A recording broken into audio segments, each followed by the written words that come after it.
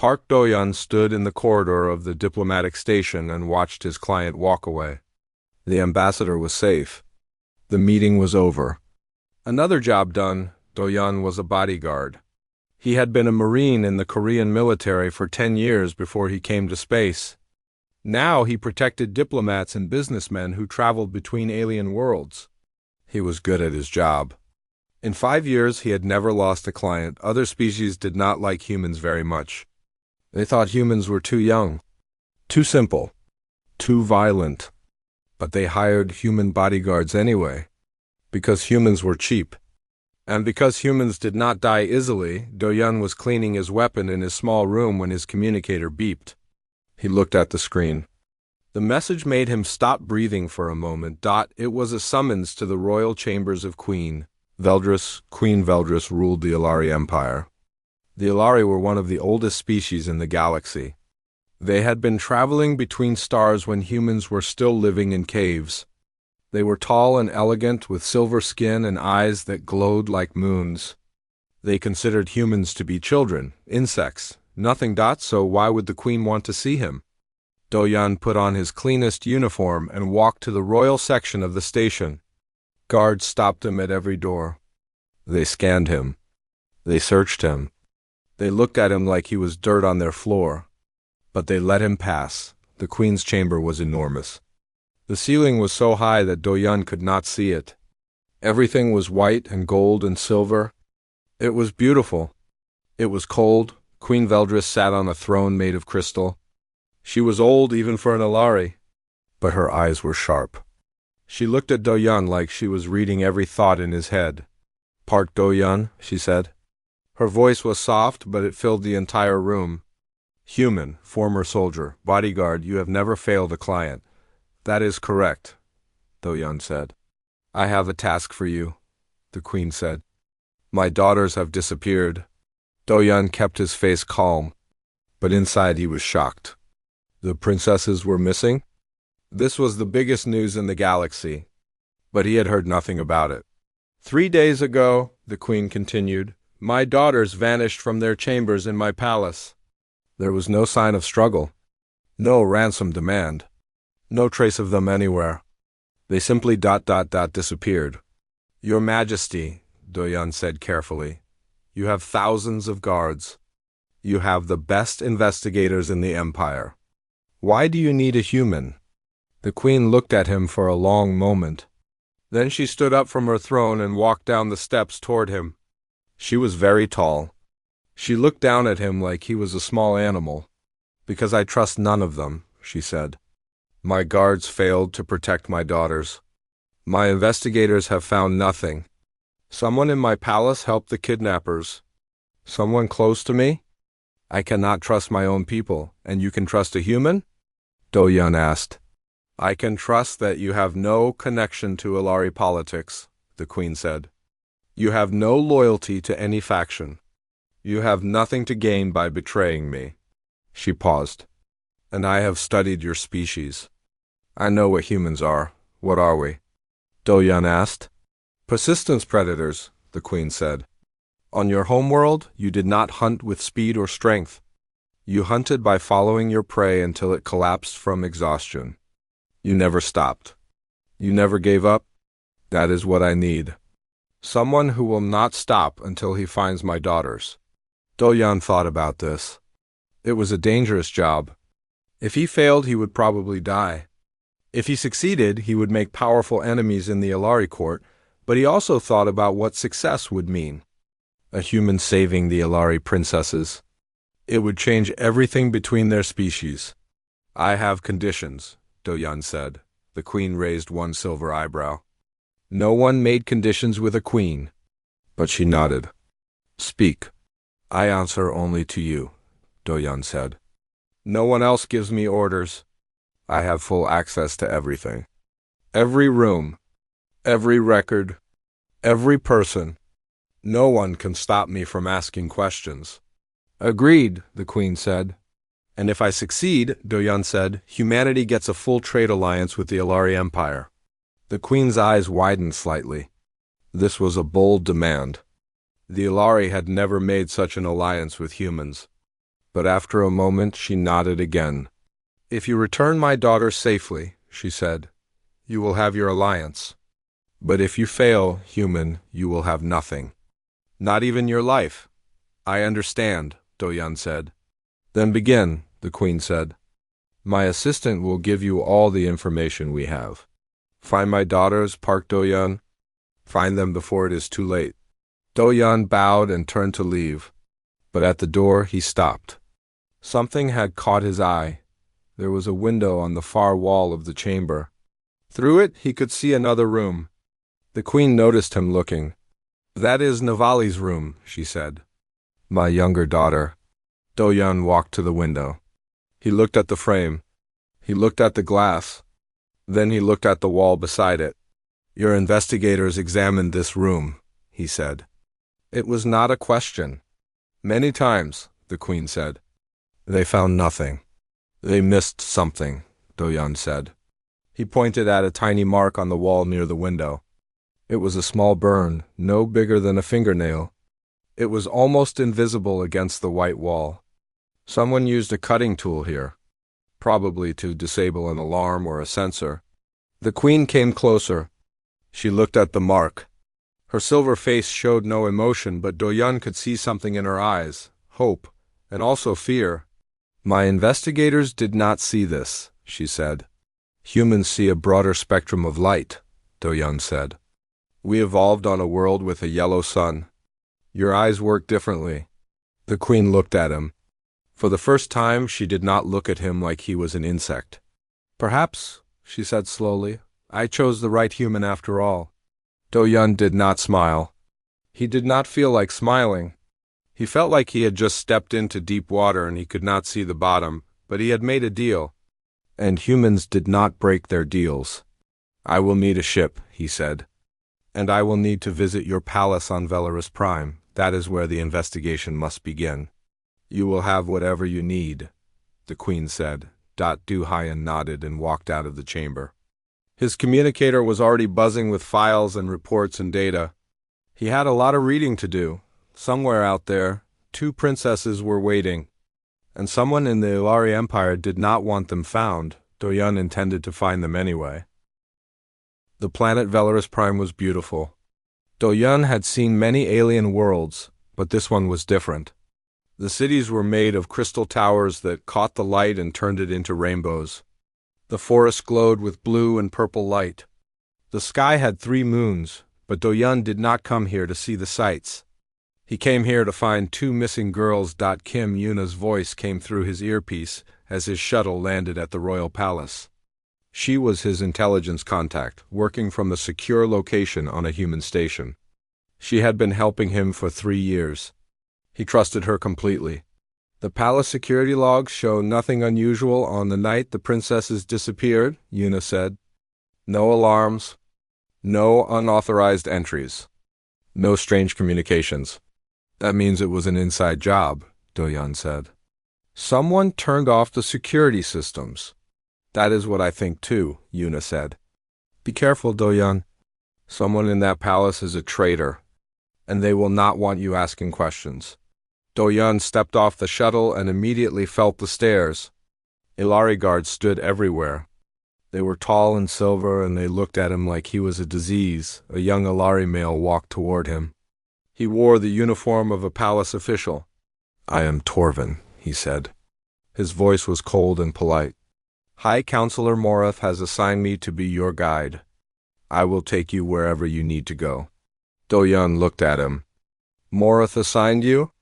"Yes, the High Counselor is the Queen's chief advisor.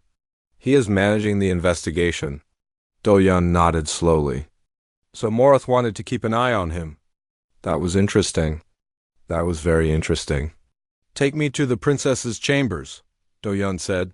Torvin led him through the palace. It was even more beautiful than the city outside. Every wall was carved with ancient Ilari writing. Every floor was polished until it shined like water. Servants moved quietly through the halls. Guards stood at every corner. The princess's chambers were in the highest tower of the palace. There were 2 rooms, side by side. One for Aleph, the older princess. One for Navali, the younger one. Do-Yun stood in the doorway of Elith's room and looked around. The bed was made. The books were on the shelves. Everything was clean and perfect. Too clean, too perfect. When were these rooms cleaned? He asked. The morning after the princesses disappeared, Torvin said. It is the normal schedule? Do-Yun felt his jaw tighten. So any evidence was cleaned away. The investigators had already examined the rooms, Torvin said. They found nothing. Do-Yun did not answer. He walked around the room slowly. He touched the walls. He looked under the furniture. He examined the window's dot in Navali's room. He found another burn mark. This one was on the window frame itself. Someone had cut through the lock. Your investigators missed this too, he said. Torvin looked at the mark. His face showed nothing. I will report this to the High Counselor. Do-Yun turned to face him. I want to question the palace guards. All of them. Everyone who was on duty that night. That is many guards? Torvin said. It will take time to arrange. Arrange it, Do-Yun said. Now, Torvin's eyes narrowed slightly. He was not used to being ordered around by a human. But he nodded and walked away to make the arrangements. Yuna spoke in Do-Yun's ear. I checked the duty roster. 47 guards were on duty that night. Do you really want to question all of them? Yes, Do-Yun said. Someone saw something. Or someone knows something. I will find out which one. The questioning began that afternoon. Do-Yun sat in a small room with a table and 2 chairs. The guards came in one by one. He asked them simple questions. What did you see that night? Where were you standing? Did anything unusual happen? Did anyone act strangely? Every guard gave the same answers. Nothing unusual. Nothing strange. Everything was normal, but Do-Yun did not stop. He asked the same questions again. And again. He asked follow-up questions. He asked for small details. What was the weather? What were you thinking about? Did you eat dinner? What did you eat? The guards became confused. They became annoyed. They were not used to this. Ilari questioning was formal and quick. It was not supposed to last for hours, but Do-Yun kept going. He did not raise his voice. He did not threaten anyone. He simply did not stop. Yuna spoke in his ear. This has taken a long time. The Ilari are getting angry. Torvin has complained to Morith twice. Good, Do-Yun said. Let them complain. On the 32nd guard, something changed. His name was Kelith. He was young. He was nervous. And when Do-Yun asked him about the North Corridor, his eye twitched. Do-Yun leaned forward. Tell me about the North Corridor. There is nothing to tell, Kelith said. I was not assigned to that area. But you looked at that area. You saw something, I saw nothing. Do-Yun sat back in his chair. He was quiet for a long moment. Then he said, I'm going to ask you one more time. And I want you to think very carefully about your answer. Because if I find out you lied to me, I will tell the queen that you helped kidnap her daughters. And you know what she will do to you. Kelith's silver face went pale. His hands were shaking. I am not a traitor, he whispered. I am loyal to the queen. Then tell me what you saw. Kelith closed his eyes. When he opened them, he looked broken. I saw Counselor Morith's assistant, he said. Varek, he was in the North Corridor near the princess's chambers. It was the middle of the night. He should not have been there. Do-Yun felt his heart beat faster, but he kept his face calm. Did you report this? No, Kelith said. Varek is close to the High Counselor. I was afraid. I thought maybe there was a reason. I thought maybe it was not important. Tears were forming in his eyes. I made a mistake. I made a terrible mistake. Yes, Do-Yun said. You did? He stood up and walked out of the room. Torvin was waiting in the hallway. I am done with the questioning, Do-Yun said. I need to speak with Varek, Counselor Morith's assistant. Torvin's face changed. Just for a moment. Then it was calm again. I will arrange it. But Do-Yun knew that Torvin would warn Morith first. And Morith would warn Varek? the assistant would disappear, or his story would be ready, Do-yun did not go back to his quarters that night. Instead, he found a small maintenance room and waited there in the dark. He waited for 3 hours. Then the door opened and 2 figures came in. They were dressed in black and they carried weapons. They were not there to talk. Do-yun was ready. He moved fast. Faster than they expected. He hit the first one in the throat and took his weapon. He shot the second one in the leg. Then he put his foot on the first one's chest and pointed the weapon at his face. "Who sent you?" Do-yun asked. The assassin looked up at him with hate in his glowing eyes. "You should have stayed away, human. You should have stayed on your dirty little planet."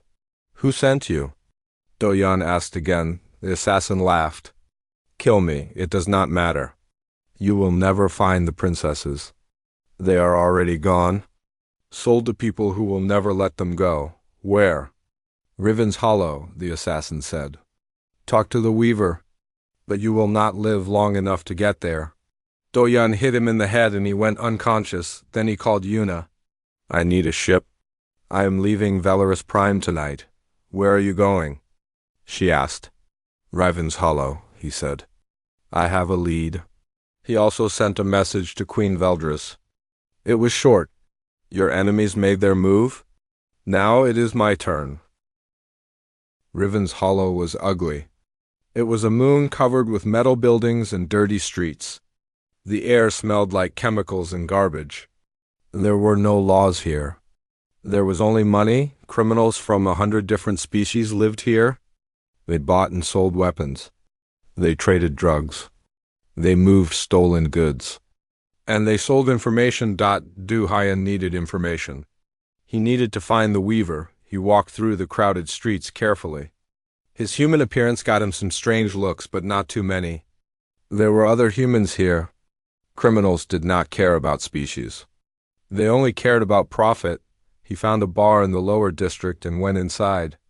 The place was dark and dirty. Aliens of all kinds sat at tables, drinking and talking in low voices. Nobody looked trustworthy. Do-yun sat at the bar and ordered a drink. Then he waited. After an hour, a man sat down next to him. He was human. He was old, with gray hair and a scar on his face. He smelled like engine oil and tobacco. "Park Do-yun," the man said. "I heard you were coming." "Vi Tai-woo," Do-yun said. "It has been a long time." Tai-woo smiled, but it was not a friendly smile. 3 years. Since that job on Meridian Station? You said you would arrest me if you ever saw me again. "I said I would arrest you if you broke the law in front of me," Do-yun said.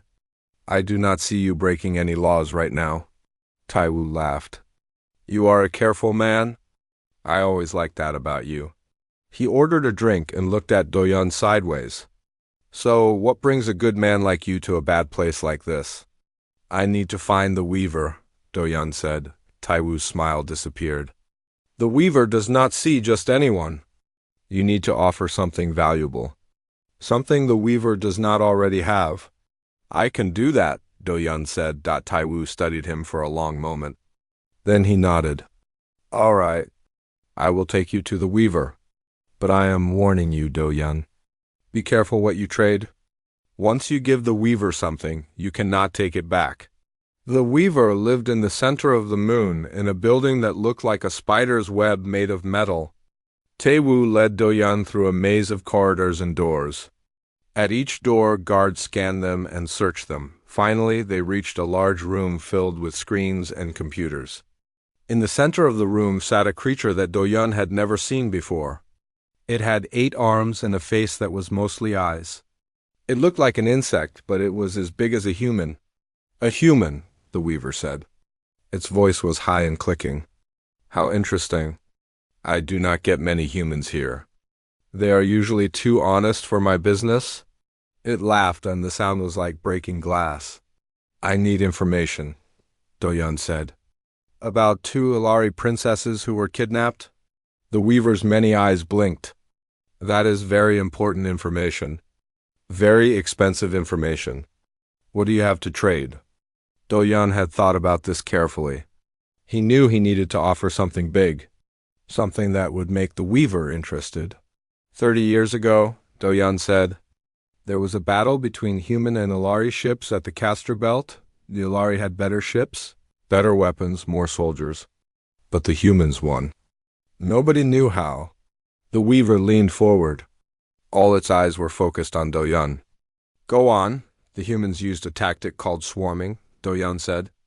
They did not try to fight the Ilari ships directly. Instead, they sent hundreds of small drones to attack from all directions at once. The Ilari computers could not track so many targets. Their weapons could not hit such small objects. The drones attached themselves to the Ilari ships and disabled their systems one by one. He took out a data chip. On this chip are the complete technical details. The drone designs, the attack patterns, the software codes, everything. The Weaver reached out with one of its 8 arms and took the chip. It plugged the chip into a computer and studied the data for a long time. Then it made a sound that might have been satisfaction. This is valuable, the Weaver said. Very valuable. Yes, I will tell you about the princesses. The Weaver touched a screen and images appeared. Do-yun saw pictures of ships, faces, locations. The princesses were taken by a group called the Restoration, the Weaver said. They are Ilari purists. They believe the Ilari Empire has become weak by working with younger species. They want to return to the old ways. They want isolation. They want purity. Who leads them? Do-yun asked. High Counselor Morath, the Weaver said. Du-Hyan nodded slowly. He had suspected this, but hearing it confirmed made him angry. Morath was supposed to protect the queen. Instead, he was betraying her. What is Morath's plan? Do-yun asked. He will use the princesses as leverage, the Weaver said. He will force the queen to give up the throne. Then he will become the new ruler, and the princesses will disappear forever. Where are they now? The Weaver showed him a map of space. It pointed at a dark region filled with clouds of gas. The Shroud Nebula, the Weaver said. There is a hidden station there called the Cradle. That is where the princesses are being held. But I must warn you, human. The Shroud Nebula is very dangerous. The gases block all sensors. Most pilots cannot navigate there. They get lost and die. I will find a way, Do-yun said. The Weaver made its laughing sound again. I believe you will. Humans are strange creatures. You do not give up, even when you should. Do-yun turned to leave. Taiwo was waiting by the door. I will take you back to your ship, Taiwo said. They walked through the corridors in silence. But something felt wrong. Do-yun could feel it in his bones. Taiwo was walking too close. His hand was too near his weapon. They reached a narrow hallway far from the main areas. And then Taiwo moved. He pulled out his weapon and pointed it at Do-yun. At the same time, 4 armed men stepped out of the shadows. They surrounded Do-yun on all sides. I'm sorry, Taiwo said. But he did not look sorry. Morath is paying me a lot of money to stop you. More money than I have ever seen. Do-yun looked at the weapons pointed at him. He looked at Taiwo's face. He felt no surprise. Only disappointment. You betrayed me, he said. It is not personal, Taiwo said. It is business. It is always personal, Do-yun said. Taiwo shrugged. Goodbye, Do-yun. He fired, but Do-yun was already moving. He dropped to the ground as the shot went over his head. He kicked Taiwo's legs and the old smuggler fell. Do-yun grabbed a weapon from one of the men and shot 2 of them before they could react. The other 2 fired at him. He felt a burning pain in his shoulder and another in his leg. But he did not stop. He shot one man in the chest and hit, the other one in the face with the weapon. Then he ran. He ran through the corridors with blood dripping from his wounds. He heard shouting behind him. More men were chasing him. He turned corners and climbed stairs.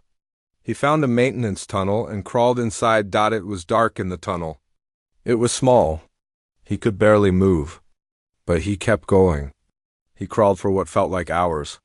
His wounds were bleeding badly. He was getting weak, but he did not stop. Finally, he saw light ahead. He crawled out of the tunnel and found himself near the landing pads where ships were parked. His ship was there. He could see it. He stood up. His legs were shaking. He could barely walk, but he walked anyway. Step by step. Closer and closer, men were running toward him, shouting, shooting. He reached his ship. He opened the door. He fell inside, he closed the door and started the engines. The ship lifted off the ground. The men below were still shooting, but their weapons could not hurt the ship. Du Hyun flew away from Riven's Hollow. He flew into the darkness of space. Then he sent a message to Queen Veldris. His voice was weak and full of pain. I know where they are, he said. I'm going to get them. Tell Morith that I am coming. He set a course for the Shroud Nebula. Then he closed his eyes and let the darkness take him, but even unconscious, even bleeding, even dying, he did not change the course. He was going to find those princesses. Nothing was going to stop him. Do-Yun woke up to the sound of warning alarms. His ship was flying into the Shroud Nebula, and the sensors were going blind. He sat up slowly. His shoulder and leg hurt badly. He had used the medical kit while he was half-conscious, but the wounds were not healed. They were just closed enough to stop the bleeding. He looked out the window. The nebula was beautiful and terrifying. Huge clouds of glowing gas filled the space around him. Purple and blue and green swirling like smoke, but this beauty was deadly. The gas interfered with all electronic systems. His navigation computer was useless. His radar showed nothing. He was flying blind. Most pilots would turn back. The Ilari certainly would. They depended on their technology. Without sensors, they were helpless. But Do-Yun was human. And humans had been finding their way without technology for thousands of years. He turned off his instruments. They were useless anyway. Instead, he looked out the window with his own eyes. He watched the patterns in the gas. He felt the movements of his ship. He used his instincts. His grandfather had been a fisherman in Korea. He used to take young Do-Yun out on the ocean in a small boat. He taught him how to read the waves, how to feel the wind, how to find his way home without a compass. The sea wants to kill you, his grandfather used to say. But if you respect it, if you pay attention, it will show you the way. Do-Yun respected the nebula. He paid attention. And slowly, carefully, he found his way through. After 6 hours of flying, he saw it. A station hidden in the gas clouds. It was dark and ugly, made of black metal. It looked like a spider waiting in its web. The cradle, Do-Yun landed his ship on a small platform far from the main entrance. He did not want them to know he was coming. He checked his weapons. He had a pistol, a knife, and 3 grenades. Not much, but it would have to be enough. He climbed out of his ship and moved toward the station. His leg hurt with every step. His shoulder was stiff. But he kept moving. The station was big, but it was not well guarded. Morith was confident that no one could find this place. He was wrong. Do-Yun found a maintenance hatch and climbed inside. He crawled through the air ducts, moving slowly and quietly. He could hear voices below him. Guards talking, laughing. They did not know he was there. He dropped down into an empty corridor. He checked his map of the station. Yuna had found the plans for him before he entered the nebula. The prison cells were in the center of the station. That was where the princesses would be. He moved through the station like a ghost. When he saw guards, he waited until they passed. When he could not wait, he killed them quickly and quietly.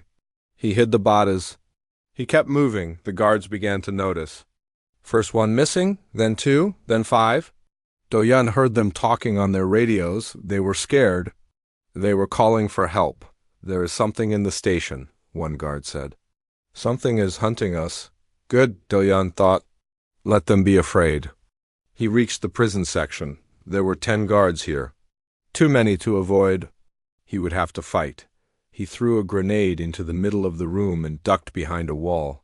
The explosion was loud and bright. 3 guards went down immediately. Do-Yun came out shooting. He hit 2 more before they could react. The others fired back. He felt a bullet graze his arm, but he did not stop. He kept shooting until all of them were down. Then he ran to the cells. The first cell was empty. The second cell was empty. In the third cell, he found them. 2 Ilari girls were sitting against the wall. They looked tired and scared. But they were alive. They were unharmed, The older one stood up when she saw him. She was tall, like her mother. Her eyes were fierce. "Who are you?" she demanded. "My name is Park Do-yun," he said. "Your mother sent me. You are human," the younger one said. She was still sitting on the floor. Her voice was shaking. "Yes," Do-yun said. He opened the cell door. "We need to go." Now, the older Princess Aleph walked out of the cell. She looked at him with suspicion. "How do we know you are telling the truth? How do we know you are not with them?" "You do not know," Do-yun said. "But you can stay here and wait for someone else, or you can come with me. Choose now." Aleph looked at him for a long moment. Then she turned to her sister. "Novali, come." Novali stood up slowly. She was trying to be brave, but Do-yun could see her hands shaking. She was just a child. She should not be here. "Stay close to me," Do-yun said. "Do exactly what I say." He led them through the station. The alarms were ringing now. Red lights were flashing everywhere. Guards were running through the corridors searching for the intruder. Do-yun avoided them when he could. He fought them when he could not. Aleph watched him with wide eyes. She had never seen anything like this. Ilari soldiers were formal and controlled. This human was wild. He used anything as a weapon. He never hesitated. He never stopped. They reached the shuttle bay. It was a large room with several small ships. The exit to space was right there, but 20 guards were waiting for them. The lead guard stepped forward. He was a big Ilari with scars on his face. "You cannot escape, human. Put down your weapons. Give us the princesses." Do-yun looked at the guards. He looked at the princesses behind him. He looked at the ships. "No," he said. He turned to Aleph. "There is a ship right behind you. The door is open. When I start shooting, you take your sister and you run. You get in that ship and you fly away." "What about you?" Aleph asked. "I will be right behind you." Aleph shook her head. "You are lying. You cannot fight all of them. You will die, maybe," Do-yun said, "but you will live. That is what matters." "I will not leave you," Aleph said. Her voice was strong. "I am a princess of the Ilari Empire. I do not run while others die for me." Do-yun looked at her. She was young, but she was brave. She reminded him of soldiers he had known, good soldiers. "Your mother needs you," he said. "Your people need you. If you die here, Morith wins." "Is that what you want?" Alith's jaw tightened. She looked at Novali. Her little sister was crying now, trying not to make any sound. Aleph took her hand. "We will wait for you," Aleph said. "But not for long." "That is fair?" Do-yun said. Then he did something that surprised the guards. He smiled. "I am going to give you one chance," he said to them. "Walk away. Let us leave." "And you will live," the lead guard laughed. "There are 20 of us and one of you. You are wounded and tired. What do you think you can do?" Do-yun's smile disappeared. "I am going to show you what humans do." He attacked. He threw his last 2 grenades in different directions, explosions, chaos, guards screaming. He ran into the smoke and started shooting. He did not aim for the body. He aimed for the head. 1 shot, 1 kill. He moved fast, never staying in one place. He used dead guards as shields. He picked up their weapons when his ran out of bullets. The guards tried to organize. They tried to surround him. But they were used to fighting in formations with proper tactics. This was not a battle. This was butchery. Do-yun was not fighting like a soldier. He was fighting like an animal. He used his knife when they got too close. He used his fists. He used his teeth. He did not feel pain anymore. He did not feel fear. He only felt the need to destroy anyone who tried to stop him. When it was over, he was the only one standing. He was covered in blood. Some of it was his. He had new wounds on his arms, his chest, his face. He could barely stand, but he was alive. He turned around. Aleph and Novali were staring at him from the ship. Their faces were pale. "Come on," he said. His voice was rough. "We need to go." He walked to the ship and climbed inside. The princesses moved away from him. They were afraid of him. He understood. He would be afraid too. He sat in the pilot's seat and started the engines. The ship flew out of the station and into the nebula. Behind them, the cradle exploded. Do-yun had set the reactor to overload before he reached the prison cells. There would be no evidence, no witnesses. Just a dead station floating in a sea of gas. Du Haiyan flew through the nebula the same way he had come in. By instinct, by feel, Aleph watched him. She was not afraid anymore. She was curious. "How do you do that?" she asked. "How do you fly without instruments?" "Practice," Doyan said. "That is not an answer. It is the only answer I have." Novali spoke from the back of the ship. Her voice was small. "Are you going to die?" Doyan looked at his wounds. He was losing blood. He was very tired. He did not know if he would survive. "Not yet," he said. "First I have to take you home." They flew out of the nebula and into clear space. Doyan set a course for Velaris Prime, then he let himself rest. He had found the princesses. Now he just had to get them back to their mother. After that, he could die if he wanted, but not before. The ship landed at the royal palace of Velaris Prime 3 days later. Doyan was barely conscious. He had lost too much blood. He had too many wounds. Only his stubbornness was keeping him alive. Aleph had learned to fly the ship during the journey. She was a fast learner. She had also learned to treat wounds. She had kept Doyan alive when his body wanted to die. "We are here," she said. "We are home." Novali pressed her face against the window. She was crying, but this time from happiness. "Mother, I want to see Mother." The door of the ship opened. Palace guards rushed inside. Behind them came Queen Veldris. The queen stopped when she saw her daughters. For a moment she did not move. She did not speak. Then she ran to them and held them in her arms. Doyan had never seen an Ilari show emotion like this. The queen was crying. Her daughters were crying. They held each other like they would never let go. He tried to stand up, but his legs would not work. He fell back into the pilot seat. Aleph turned and saw him. "He needs a doctor," she said. Now, palace doctors came and took Doyan away. He remembered being carried through white corridors. He remembered bright lights and strange machines. Then he remembered nothing. He woke up in a soft bed in a beautiful room. Sunlight was coming through tall windows. His wounds were healed. He felt weak, but he felt alive. Yuna's voice came through a speaker beside his bed. "Good morning. You were unconscious for 4 days. 4 days?" Doyan sat up slowly. "What happened?" "The princesses are safe. Morith has been arrested. The queen is waiting to see you." Yuna paused.